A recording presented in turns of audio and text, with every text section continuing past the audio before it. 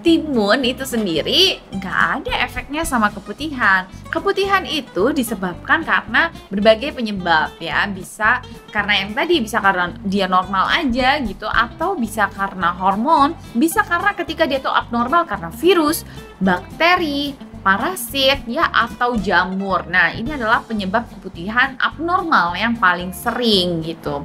Nah, kalau timun sendiri sebenarnya kalau kita konsumsi dia tuh punya banyak sekali manfaat dan dia itu sangat menyehatkan tubuh ya. Dia punya vitamin K, vitamin C, serat, mineral yang dia itu bisa baik untuk kesehatan tulang, pencernaan, dan juga kulit loh. Tapi kalau misalnya keputihan, dia itu jarang banget berhubungan dengan makanan. Misalnya dia tuh paling sering yaitu dengan ketika seseorang wanita itu sering menggunakan obat-obat pembersih kewanitaan. Nah, ini perlu berhati-hati. Boleh gak sih sebenarnya menggunakan obat pembersih kewanitaan? Boleh, apalagi ketika obat itu memang sudah dikhususkan ya, sudah BPOM, dia sudah melalui uji tes dermatologis ya kan, bahwa obat ini memang digunakan untuk khusus area kewanitaan. Jadi pH-nya akan disesuaikan, bentuknya, cairannya itu akan disesuaikan, berarti dia aman. Boleh dipakai setiap hari? Boleh. Tapi hati-hati karena ketika bakteri baik yang ada di dalam vagina itu justru terbunuh oleh si sabun itu, biasanya dia akan pertahanannya jadi akan buruk gitu ya. Jadi justru dia bisa menimbulkan keputihan-keputihan itu tadi.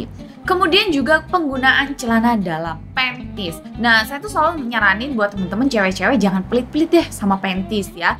Jadi ganti itu jangan cuma 2 kali, kalau bisa 5 kali nggak apa-apa. Kenapa? Karena jangan sampai kondisinya itu sampai lembab ya. Jadi kalau udah dipakai berjam-jam, biasanya udah sangat lembab, maka sebaiknya diganti. Selalu sediakan panties itu di dalam tas, kemanapun pergi. Kalau nanti pantiesnya itu sudah lembab, maka diganti dengan yang baru.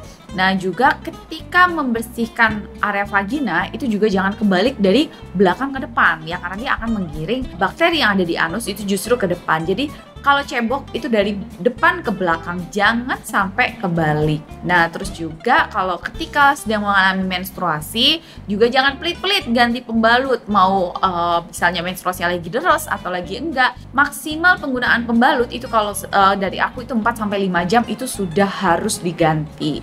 Dan juga yang terakhir nih, dengan hubungannya dengan lifestyle berhubungan seksual ya. Jadi jangan berganti-ganti pasangan ya, atau juga melakukan seks itu yang aman yaitu dengan menggunakan kondom. Dan juga yang terakhir, lakukan pemeriksaan vagina itu secara rutin. Mau tahu kelanjutannya seperti apa? Buka aplikasi RCTI Plus, pilih Audio Plus, pilih konten kesukaanmu. Selamat mendengarkan. Gratis!